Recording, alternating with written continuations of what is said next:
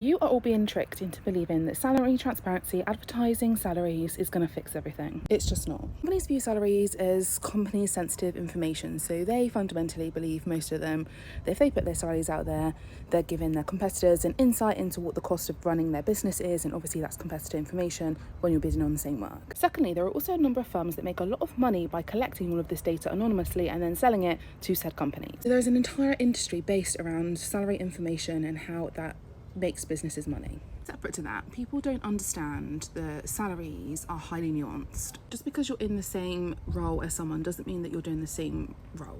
You've got different skills, you've got different capabilities, you're looking after a different bit of business, and a company gets to decide what that skill is worth to them. Just like you could work at Google and earn £100,000 as a software engineer, and you could earn £30,000 as a software engineer at a small business. Each business gets to decide how much they value a skill. Even when a man and a woman are doing the same job, they can still be paid differently, and that's completely illegal, with a bunch of caveats around it. What we've seen is that when companies in the Western world, so if you look at America, for example, they've got certain states that force companies to advertise salaries.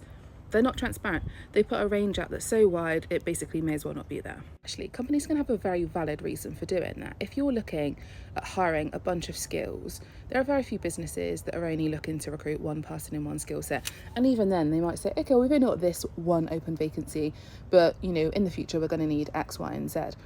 It would be extremely difficult for them to pigeonhole themselves and say, I only need this specific skill set, this is exactly how much I'm going to pay. What if you went into a department store, you go in thinking, I'm going to go and look at something from Tommy Hilfiger, and you end up buying something from Gucci? Same principle applies. Sometimes you get something floated in front of yourself and you think, actually, I want that instead. And that's exactly how employers view applications. They might look at something and think, we weren't actually recruiting for that, but now we've seen what that is, we want it. So it can actually make recruitment harder, because then you're narrowing your pool of talent that is applying to your roles. Secondly to that, when people talk about their salaries to one another, they quite often lie.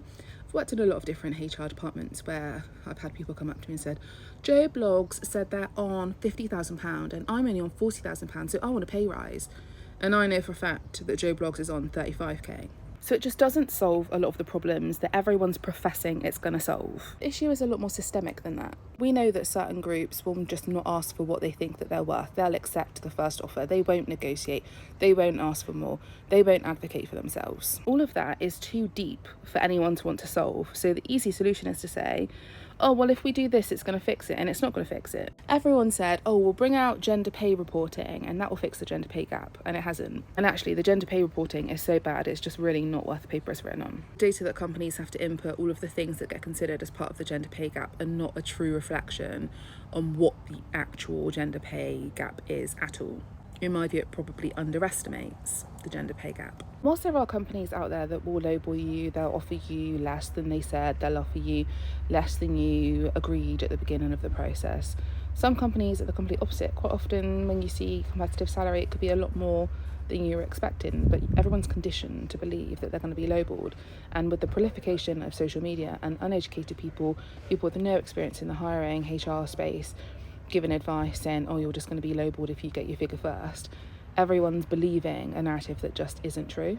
And I'm not going to sit here and profess that I've got the answers to the problem, because I don't. I fundamentally believe that it's such a systemic, deep issue that there's not one thing that's going to truly address the problem and make the problem better. But what I am saying is that just because a company puts a salary on a job advert, it's not going to fix anything. The reality is companies already go back on numbers that they've agreed at the beginning of the recruitment process with current applicants.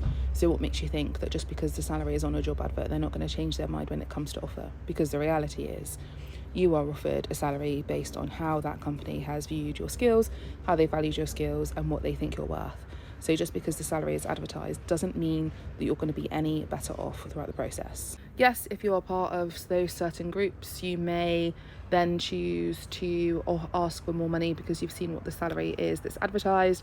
But if you're working for a moderately decent company, they're not really going to care about what you've put on there, because they will be doing their own internal benchmarking, and they will give you an offer that they believe is fair and equitable, and they would have benchmarked you across the team anyway. So if you've asked for 30k and that role on average pays 40k and you're an average candidate, you're going to get 40k regardless of what you've asked for. And those shady companies will be shady regardless of what the law states, regardless of what policies get put in place. They will always find a way to work around it. There's a reason we have employment tribunals, and there's a reason same employers are in tribunal every single week.